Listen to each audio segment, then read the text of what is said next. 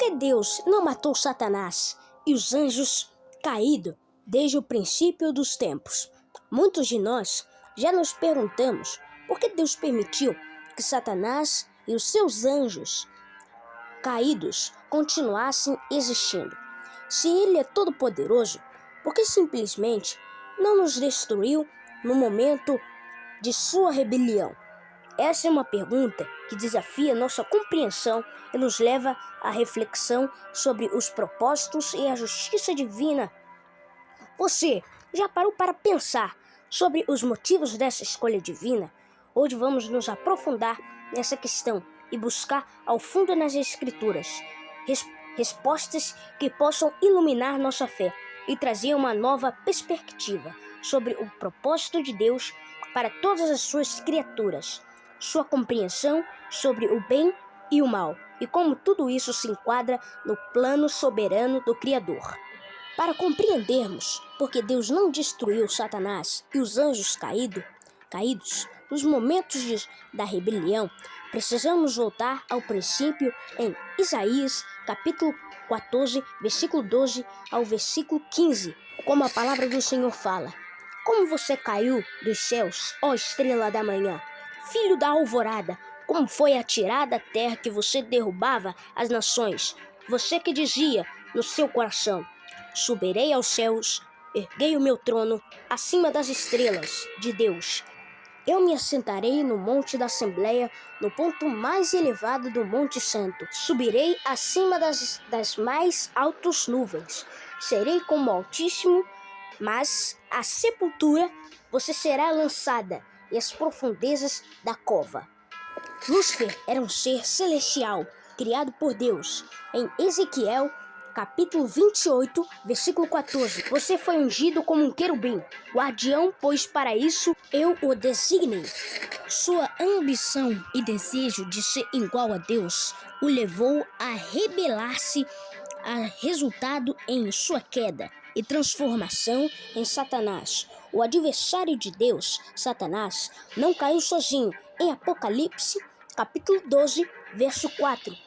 É mencionado que, ao ser expulso do céu, ele arrastou-se consigo um terço dos anjos, que também se rebelaram contra Deus. A quantidade exata de anjos caídos não é especificamente, mas a imagem é clara. Há uma vasta legião de seres que se pôs ao Criador, tornando-se os demônios que hoje atuam no mundo. Essa realidade espiritual evidenciada em Efésios 6, versículo 12, onde a Bíblia diz: Porque a nossa luta não é contra carne e sangue, mas sim contra os principados, contra as potestades, contra os príncipes das trevas, desde os séculos, contra as hostes espirituais da maldade nos lugares celestiais. A possibilidade para Deus de não ter eliminado Satanás e os anjos caídos evidentemente se encontra em seu caráter imutável em Salmos 89, versículo 14. A Bíblia diz: A retidão e a justiça são os alicerces do teu trono. O amor e a felicidade vão à tua frente.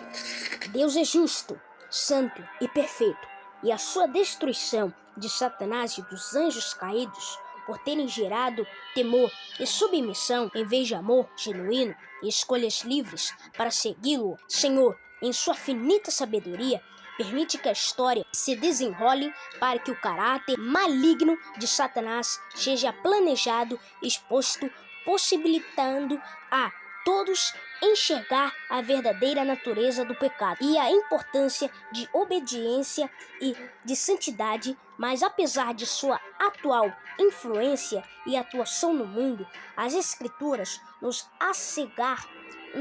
assegura que a história de Satanás e dos anjos caídos não termina em vitória para eles. A Bíblia revela que em clareza que haverá um dia de julgamento em que Deus fará justiça e colocará o fim ao reino das trevas. Em Apocalipse 20, versículo 10, a Bíblia diz: O diabo que enganava foi lançado no lago de fogo e enxofre, onde já havia sido lançado a besta e os falsos profetas.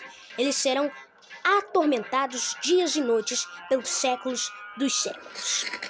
Esse versículo nos dá uma visão poderosa do destino final de Satanás, demonstrando que, apesar de sua atuação temporária, ele não prevalecerá no fim. A derrota de Satanás está ligada ao cumprimento do plano redentor de Deus na cruz. Jesus derrotou o poder do pecado e da morte. Em Colossenses 2, verso 15, a Bíblia diz: ter despojado os poderes e a autoridade, humilhou publicamente quando triunfou-se sobre eles na cruz. A ressurreição de Cristo garante que não há poder maior do que o seu e que a vitória sobre o mal já foi assegurada. Nos últimos dias haverá uma grande batalha espiritual, conhecida como Armagedon, onde as forças do mal se reunirá contra Deus e seu povo. Apocalipse 16, versículo 1, nos alerta para a ação de espíritos enganadores que vão se reunir para essas batalhas final. Contudo, o resultado já está determinado. Deus triunfará.